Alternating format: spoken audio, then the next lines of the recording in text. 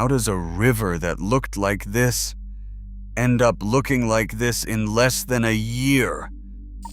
Between 1918 and 1962, 4 concrete walls rose across the Klamath River, one after another, until the current stopped and the river's own story was buried. These dams, Iron Gate, Copco 1, Copco 2, and J.C. Boyle, transformed a wild waterway into a chain of stagnant lakes. What vanished was not only the river's flow, but its life. For salmon, the Klamath had once been a highway. Nearly 500,000 Chinook returned each year, making it the 3rd largest salmon run on the west coast.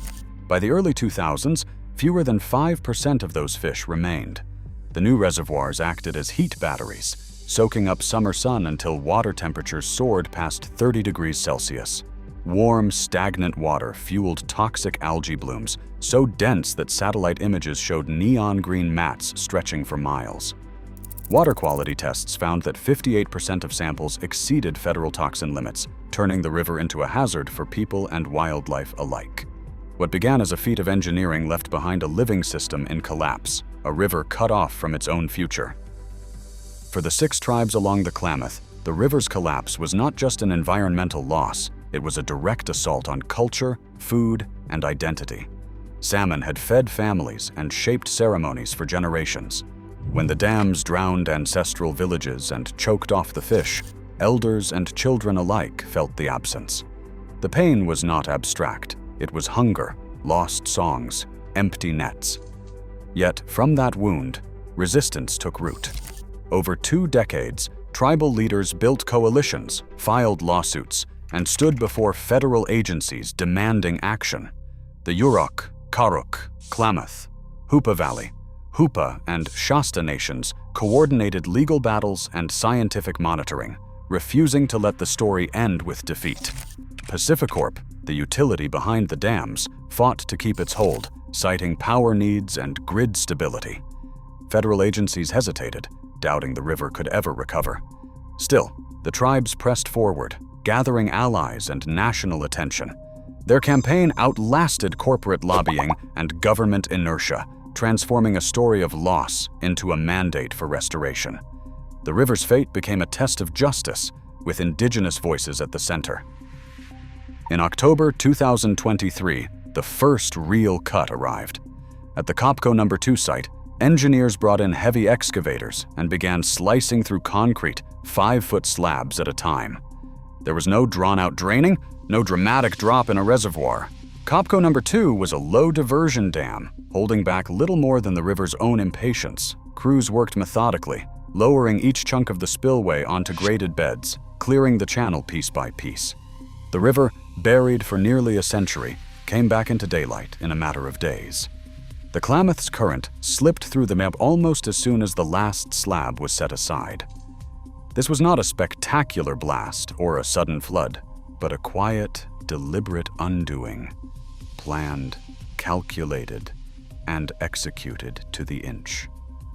By the end of the month, Copco No. 2 was gone, the first barrier erased.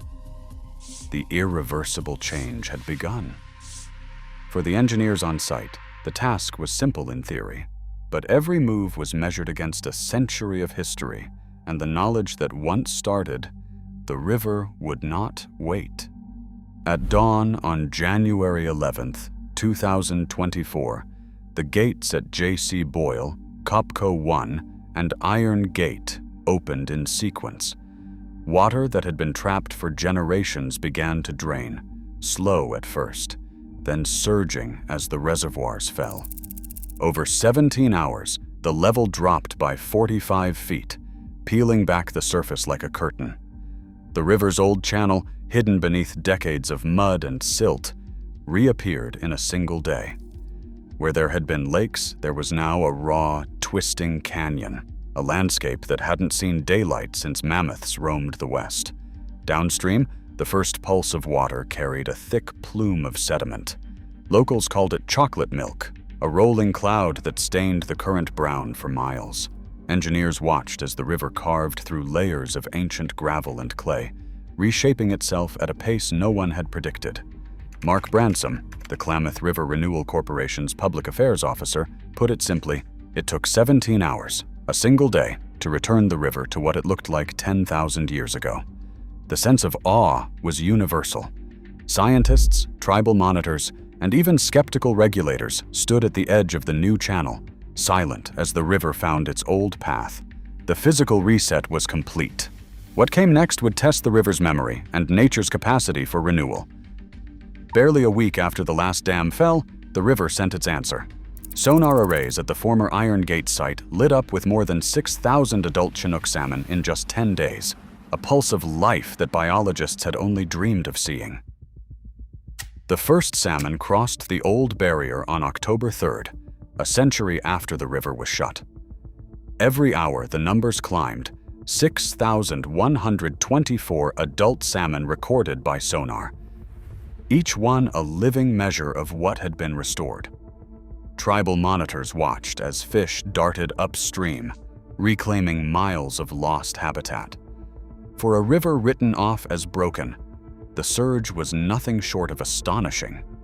This was more than a statistic.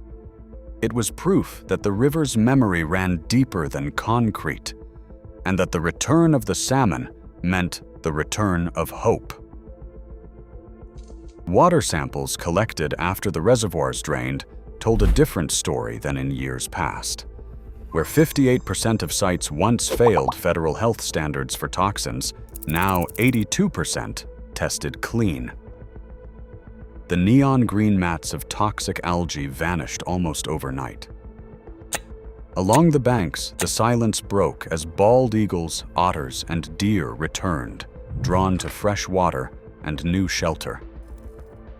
Wildflowers, seeded by tribal crews years before, erupted across the bare ground. California poppies and lupine transformed mudflats into a living mosaic.